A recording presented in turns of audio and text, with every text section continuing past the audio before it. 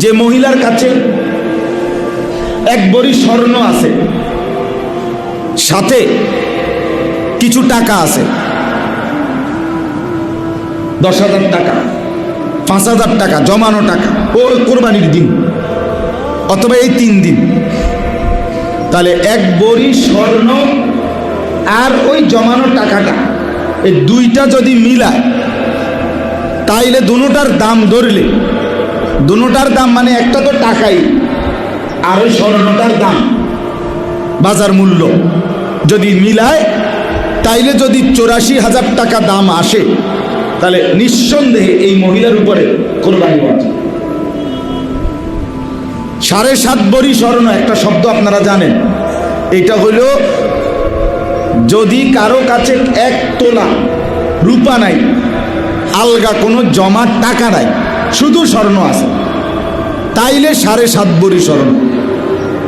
কিন্তু যদি স্বর্ণের সাথে কি থাকে, কিছু রূপা থাকে, নতুন বউ যারা, জোয়ান মানুষের বউ যারা, এদের অনেকের কাছে রূপা আছে, রূপা, এ পায়ের নুপুর বানায় মহিলারা, মানে যুবতী মেয়ে যারা মহিলা, এরা পায়ের নুপুর বানায় রূপা দিয়ে, 1 ভরি, 1.5 ভরি, 2 ভরি, 2.5 ভরির কি বানায়, নুপুর বোঝেন না পায়ে, এই জন্য আওয়াজ করে মানুষের বেড়ারে দেখানোর লেগা, বুঝেন না কথা।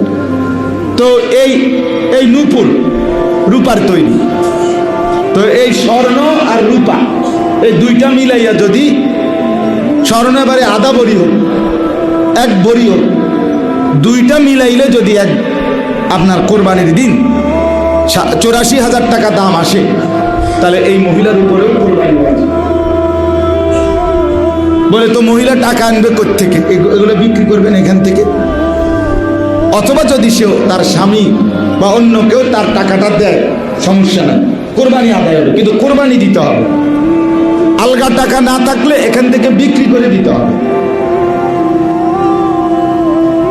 তাইলে বলেন কি পরিমাণ মহিলাদের উপরে কোরবানি ওয়াজিব বলেন।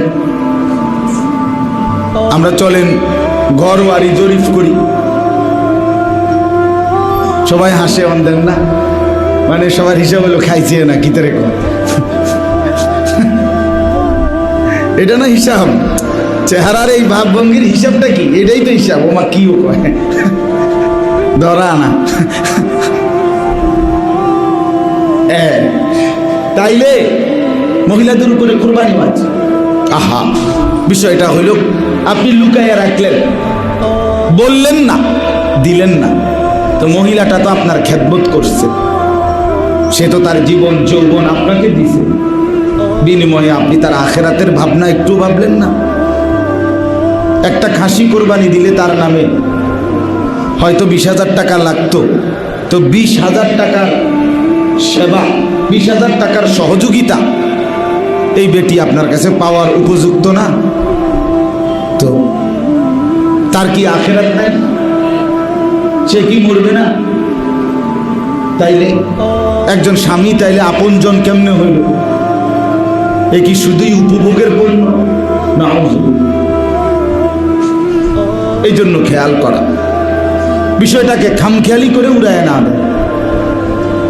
এটা কোনো, আবারও বললাম যে এখানে গোশত খাওয়া কথা, ছেলেটা বিদেশ প্রবাসী, তো সে নিঃসন্দেহে 84,000 কম বেশ হইতে পারে। আপনাকে বাজারে যদি রূপার ভরি 1,000 টাকা হয়, তাহলে 52,500, বুঝছেন হিসাবটা? রূপার ভরি যদি আমি মুরাদনগর জিজ্ঞাসা করছি, বলছে 1350 টাকা রূপার ভরি, তাইলে হইল 71,000। আপনি জেনে নিবেন 1 ভরি রূপার দাম কত। তাহলে প্রবাসী ছেলেটার কাছে তো নিঃসন্দেহে এই 84,000 এবং তার ঊর্ধ্বে টাকা, সে বাড়িতে টাকা পাঠায় 20,000, 30,000, কিন্তু তার কাছে আলাদা 1 লাখ, 1.5 লাখ টাকা, 2 লাখ টাকা নাই। কথা বলেন না? তো তার উপরে কোরবানি ওয়াজিব কিনা বলেন? সে যে বাড়িতে 30,000 টাকা পাঠাইলো কোরবানি উপলক্ষে, এবং সেই টাকাটা দিয়া তার বাপের নামে কোরবানি দিল, দিয়া তারও বউ বাচ্চা, তার বউরও গোস্ত খাওয়াইছে, তার বাচ্চা নায়নাতকুল 11 গোস্ত খাওয়াইছে, আর গোস্ত না খাইছে, কিন্তু তার কোরবানি আদায় হইল কই? ছেলেটার কোরবানি কই বলেন? এ তো নিঃসন্দেহে ওই ছেলেটা বিদেশ থেকে 10 বছরও যদি এভাবে টাকা দেয় আর পরিবারের অন্য কারো নামে কোরবানি হয়, তাদের কোরবানি হবে মা বাবার, কিন্তু এই ছেলেটা পাপী গুনাহগার ঠাইকাই যাবে, তার হুকুমটা আদায় হইল না। আমার একজনে বলছে যে তাইলে কি জিফুতে ফুতে বিদে বাপের টাকা পয়সা দিত না?